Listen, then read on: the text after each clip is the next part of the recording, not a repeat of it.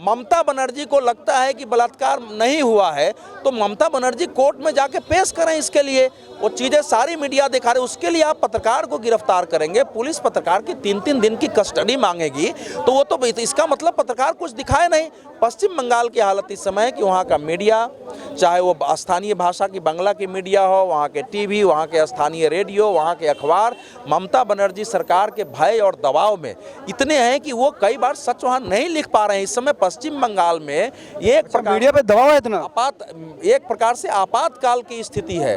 आपके वहाँ एडिटोरियल लिखने के पहले 4-4 बार वहाँ कई बार देखा जाता है। कुछ पत्रकारों ने आवाज़ उठाई है, उनके साथ समस्याएं पैदा हुई है, उनके विज्ञापन बंद किए जाते हैं, पुलिस उनको परेशान करती है, ये पूरी स्थिति है। इसलिए जो कुछ जिस सांतोपान की गिरफ्तारी है वो पूरे पश्चिम बंगाल में पत्रकारों की क्या दुर्दशा है, पत्रकार कितने जोखिम में काम कर रहे हैं, पत्रकारों का कितना दमन हो रहा है, जुल्म हो रहा है, उत्पीड़न हो रहा है, उसका एक केस है सामने आ गया है।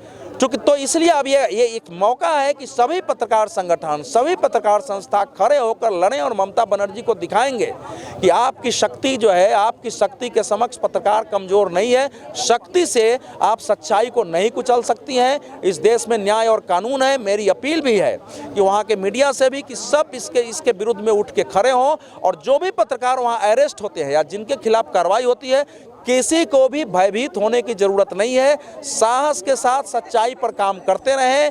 देश के पत्रकार आपके साथ हैं, आपकी पूरी लड़ाई लड़ी जाएगी, आपको रिहा भी कराया जाएगा, आपका सम्मान वापस दिलाया जाएगा। लोकतंत्र की पहली शर्त यही है कि आपकी आवाज़ दबे ना, लेकिन जो तृणमूल कांग्रेस है, वहाँ की सरकार, उनका कहना है कि चुनाव से पहले कि ये माहौल बनाया जा रहा है, बदनाम किया जा रहा है सरकार को। तो चुनाव से पहले माहौल, ये देखिए ऐसा है कि अगर ममता बनर्जी ये कहना है चुनाव के पहले माहौल बना रहे हैं तो पॉलिटिकल पार्टी के लोगों को भी अरेस्ट कर लेना। पॉलिटिकल पार्टी के लोग अगर वहाँ राजनीतिक दल भी जाएंगे तब भी पत्रकार का काम है कि वो जा रहे हैं तो उनको दिखाना, उनके बयान लेना, वो जो बयान दे रहे हैं उनको छापना, अगर वो कोई रिपोर्ट देते हैं उसको दिखाना, ये सारे काम है। तो ममता बनर्जी कोर्ट से ऑर्डर लेकर के पत्रकारों के काम को रुकवा दें कि भैया ये पत्रकार गलत कर रहे हैं। वहाँ कोर्ट ने तो पत्रकारों पर रोक लगाई नहीं है काम करने का। मानवाधिकार संगठनों ने कहा है कि पत्रकार गलत का, किसी दूसरी पार्टी के लोगों ने कहा नहीं है कि पत्रकार वहाँ झूठ फैला रहे हैं। अगर ममता बनर्जी को, यही तो शर्म का विषय है कि आप महिला मुख्यमंत्री हैं, महिलाओं की आवाज़ उठाती रही हैं, आप कहती हैं कि हमने अपने यहाँ राज्यसभा में 40% महिलाओं को टिकट दे दिया है और महिलाओं के साथ इतनी दुर्दशा हो गई है, महिलाएँ खुल के आकर के बोल रही है। ये अलग बात है कि भय से वो घूंघट लगाई रहती हैं और उनको शर्म नहीं है कि पत्रकार के दिखाने और पत्रकारों पर कार्रवाई करेंगे। उनके लोग मीडिया को धमकाते हैं और जाने से रोकते हैं उस एरिया में, मीडिया के गाड़ियों पर हमले हो रहे हैं, कैमरे तोड़े जा रहे हैं। ऐसे देश चलेगा? वो अभिव्यक्ति की स्वतंत्रता के नाम पर आई थी, यही अभिव्यक्ति की स्वतंत्रता है, उनको शर्म आनी चाहिए। क्या रास्ता, मांग क्या है, रास्ता क्या है? नहीं, मांग तो पहला तो है संतोपान की गिरफ्तारी को एनल किया जाए, खत्म किया जाए, उसकी रिहाई हो, उस पर जो भी आरोप लगाए हैं वो खत्म किया जाए कि उसको कोर्ट नहीं जाना पड़े। दूसरी मांग है कि पश्चिम बंगाल में जिन पत्रकारों के विरुद्ध कार्रवाई हुई है बाहर के अंदर के, वो सब खत्म किया जाए। और साथ ही साथ पश्चिम बंगाल की सरकार आगे से अपनी पार्टी को, वहाँ के प्रशासन को इस बात की लिखित रूप से गाइडलाइन जारी करे कि पत्रकारों को उनका काम करने दिया जाए। पत्रकार हमारे विरुद्ध है, समर्थक है, ये मायने नहीं रखता है, पार्टी ना बना जाए। लेकिन इसके साथ इस समय की समस्या ये है कि पत्रकारों को भी पार्टी बना दिया गया है। किसी पत्रकार का कोई विचार हो सकता है। पहले एक विचार के लोग जब हावी थे, वो करते थे, उनको किसी पार्टी का नहीं बनाया जाता था। आज ये बना दिया गया है।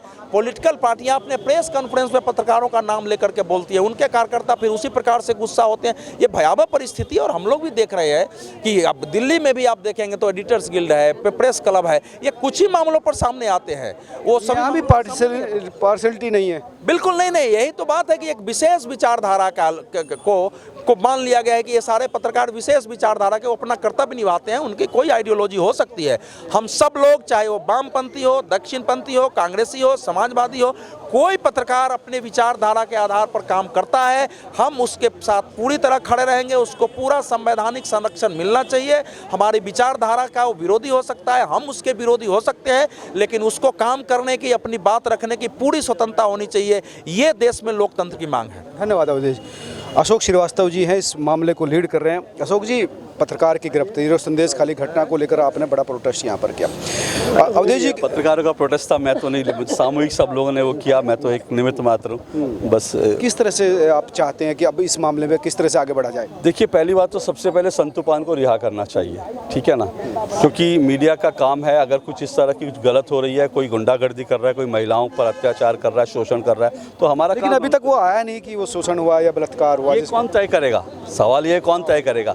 अगर बलात्कार जैसे मामलों में महिला का स्टेटमेंट जो है वो सबूत सफिशिएंट माना जाता है। यहाँ पर एक नहीं दर्जनों महिलाएं कैमरे के सामने आकर बोल चुकी हैं। तो सवाल ये है, क्या ममता दीदी ने अपने घर में कोई कोर्ट बैठा रखी है, या फिर जो है दरअसल आशुतोष ने जो कहते हैं कि संदेश खाली का सच आएगा तब, तो क्या आशुतोष ने अपने घर में कोई अदालत बैठा रखी है, या रवीश कुमार जी के घर पे कोई अदालत बैठी है कि जब उस अदालत में प्रूव हो जाएगा तभी आप मानोगे संदेश खाली की महिलाओं के साथ हो रहा था? वहाँ महिलाएं रो रो कर कह रही हैं, गरीब महिलाएं हैं, ग्रामीण महिलाएं, दलित महिलाएं हैं। क्या कोई ग्रामीण दलित महिला इस तरह से जो है निकल के सड़कों पर इस तरह से बोलेगी कि हाँ मेरे घर में इस तरह से आते थे और मेरे गुंडे उठा के ले जाते थे? क्या कोई पुरुष ऐसा बोलेगा कि हमारे घर में आके बच्चियों को इस तरह से बोलते थे? वहाँ पुरुष महिलाएं सभी एक स्वर में बोल रहे हैं, रो रो के बोल रहे हैं, तो उनके आंखों में नंबर्स बहुत बड़े हैं जिनकी ज़मीनें, मतलब जिनके ज़मीनों पर कहा गया है कि वो सिर्फ एक्वायर कर ली गई, सिर्फ उनको मजदूर बनाकर छोड़ दिया गया। देखिए, जहाँ तक ज़मीनों का मामला है, देखिए ज़मीनों का बहुत जगह होता है हिंदुस्तान में। मैं ज़मीनों पर तो खैर देश में ज़बरदस्ती कब्जे का तो इस तरह की घटना नहीं है। मैं ये नहीं कह रहा, मैं ये कह रहा हूँ कि ज़मीनों का चलो होता है, ये गुंडे हर जगह इस तरह से करते हैं ज़मीनों पर, गरीब आदमी की ज़मीन पर। लेकिन आप ज़मीनों पर भी कब्जा कर रहे हैं, ऊपर से आप जो है महिलाओं के घरों में घुस करके आप उनकी इज्जत के साथ खिलवाड़ कर रहे हैं, तो इससे ज़्यादा शर्मनाक क्या हो सकता है? और इसके खिलाफ जब पत्रकार कोई आवाज़ कर रहा है, लाइव टेलीकास्ट कर रहा है, आप उसको उठा के ले। अगर आपको लगता है कि वो पत्रकार गलत रिपोर्टिंग कर रहा है तो आप उसको चैलेंज कीजिए। आप जाइए प्रेस काउंसिल में जाइए, आप बताइए कि वो कैसे झूठ है, आप उसके ऊपर केस ठोक दीजिए, मानहानि का केस कर दीजिए, आप चैनल के ऊपर मानहानि का केस कर दीजिए। आप किसी पत्रकार को रिपोर्टिंग करने के लिए तो गिरफ्तार नहीं कर सकते ना, ये तो बिल्कुल गलत है, तानाशाही है। तो उस तरह की तानाशाही नहीं होनी चाहिए और इसके खिलाफ आवाज़ तमाम लोग एकजुट हैं। हाँ जी सर, पत्रकार की अरेस्टिंग का विरोध, महिलाओं के बलात्कार की जांच, ये दो मांग है या इसके अलावा भी कोई तीसरा पक्ष? हमारी तो पत्रकार की गिरफ्तारी की मांग, जो गिरफ्तार किया उसका रिहाई की मांग है। पत्रकारों का काम है। बलात्कार को लेकर आप नहीं, हम पत्रकार होने के नाते उस घटना को उजागर कर रहे हैं, वो हमारा बिल्कुल है भी अधिकार है। उसकी जांच होगी नहीं होगी ये एक राजनीतिक मुद्दा बनाने की कोशिश हो रही है, लेकिन हम तो जो पत्रकार वहाँ खुलासा कर रहे हैं कि किस तरह एक व्यक्ति ने एक मुस्लिम साम्राज्य खड़ा करके, मुस्लिम साम्राज्य, वहाँ की हिंदू महिलाओं के साथ बलात्कार किया। अच्छा, ये इसमें भी सिर्फ मतलब इसमें भी ये विशेष खुलासा हो रहा है कि केवल हिंदू महिलाओं को बुलाया जाता था। अच्छा, ये तो बड़ा आरोप है। और उसमें भी जो आदिवासी समाज की महिलाएं उनको बुलाया जाता था, जो अनपढ़ हैं, जिनको संवैधानिक अधिकारों की है। अनपढ़ नहीं है वो, लेकिन वो आतंक से त्रस्त हैं, इसलिए बोल नहीं पा रहे थे। और शेख जहां शाहजहां जिसका नाम आया है, उसके 2-3 गुर्गों के नाम आए हैं। तो सबसे बड़ी अथॉरिटी बताया जा रहा है वहाँ पर एक तरह का उसका सल्तनत है।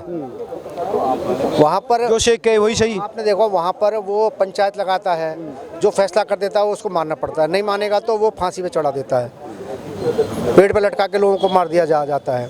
तो पत्रकार अच्छा, वहाँ वो अरब वाली सजा देते हैं क्या? वो पत्रकार वहाँ पे जो खुलासा करने पहुँच रहे हैं, क्योंकि शेख शाहजहां एक आतंक का नाम है वहाँ, और जो ममता बनर्जी का ब्रदर उसके ऊपर है, क्योंकि वो ममता बनर्जी को लेकिन 2 लोगों की तो गिरफ्तारी हो चुकी है ना सर?